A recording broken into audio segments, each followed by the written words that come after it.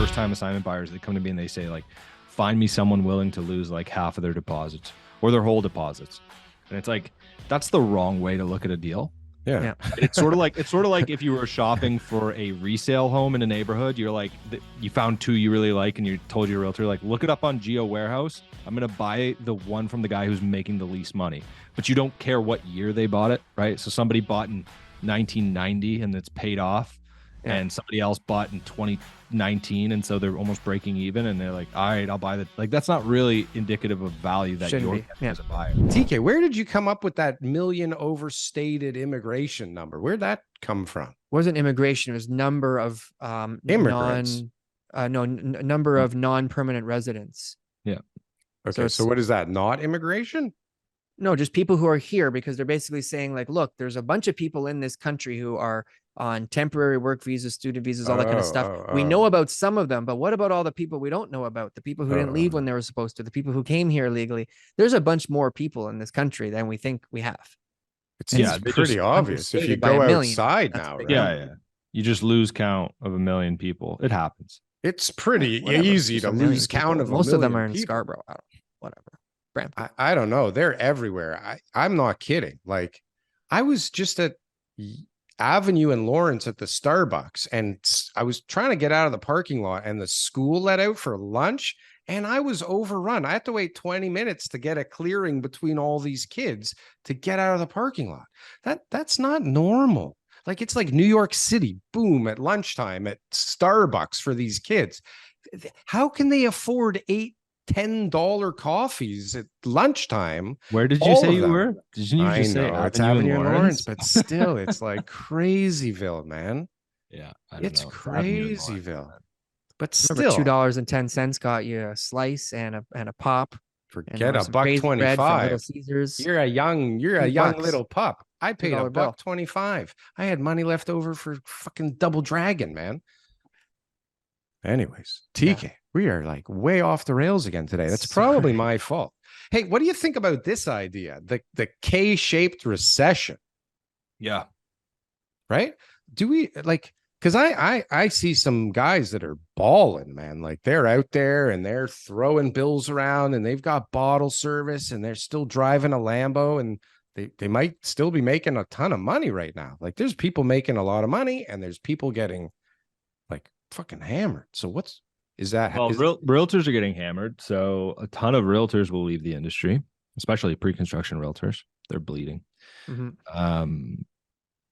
Yeah, I don't know. It'll be interesting to see how it all plays out. I think one thing that surprised me is how much cash is just sitting on the sidelines, man. Because the amount when you price an assignment correctly, and I mean, like, you price it like you're motivated and you need to get out of this thing, and you're $100 or $50 a square foot below comparable resale, it moves quickly. They're flocking on you. Yeah. Don't you have 1 million people that have told you, like, when you have a deal, like, give me a shout, I'm ready to go? It's nonstop. Yeah, the list is very deep. Like, we rarely, when somebody calls me and needs to get rid of their assignment and they're really motivated and there's a short timeline, so they're like, look, I'm not shopping for value here. I'll eat the commissions. I bought this thing in 2018. It's an amazing deal. It's $800 a square foot on the Queensway. Just get me $800 a square foot back. I'll lose 5%. Like, it doesn't make it to my email list, right? Like, I send it in the team's WhatsApp and someone finds a buyer by lunchtime. Lunchtime. Yeah. So 2018, same price per square foot that you purchased it for, swallow the commissions, you can get your assignment sold. Oh yeah. Okay. Oh yeah. That's interesting to hear, because I see all the postings. I mean, and I'm not doing assignments, so I see all the postings. I feel like nobody's getting their assignment sold, but you just have to have the right product. Look at the PSF, right? Like, that's the thing, is like, a lot of the time you look at these and you're like, all right, you bought at 199 Church and you want me to pay $1,500 a square foot to pick up a studio on Church Street? What are you, fucking crazy? Yeah. How much? How much? I don't 2020. Care. Like, I understand that you paid $1,500 a foot. $1,500, in 2020. So you're asking me to pay $1,500 a foot and you're still losing money, but I don't care that you're losing money. I'm still paying way too much. Because resale, that's the metric, is the resale market right now on Church would be 2/3. And so you want us to overpay by that much. Whereas on the Queensway, you're saying right now price per square foot would be like 850, for example. And so to pick something up at 800, you'd be like, wow, this is a great deal. It's a good deal. Yeah. Exactly. It's like, that's the thing. I find it really interesting, right? Because sometimes, like, especially first time assignment buyers, they come to me and they say, like, find me someone willing to lose like half of their deposits or their whole deposits. And it's like, that's the wrong way to look at a deal. Yeah. It's sort of like if you were shopping for a resale home in a neighborhood, you're like, you found two you really like and you told your realtor, like, look it up on Geo Warehouse. I'm going to buy the one from the guy who's making the least money, but you don't care what year they bought it, right? So somebody bought in 1990 and it's paid off, and somebody else bought in 2019, and so they're almost breaking even, and they're like, all right, I'll buy that. Like, that's not really indicative of value that you're getting as a buyer. Right. Like, what's more important? So, like, you know, in that example I just gave, well, it has nothing to do with the seller's profit or loss. It has to do with the fact that 199 Church was purchased in 2020, and, you know, 859 the Queensway or whatever was purchased in 2017. So of course there's more value in paying 5% above original price on the Queensway in that scenario than there is paying 10% below original price at Church, right? Like, it's just because the timeline's just better. So it's funny that you said that, because whenever I'm looking to buy something, my first question to the realtor is always like, send me the Geo Warehouse. And it's always because I want to know what they paid. But anytime I ask them, what did the last person pay?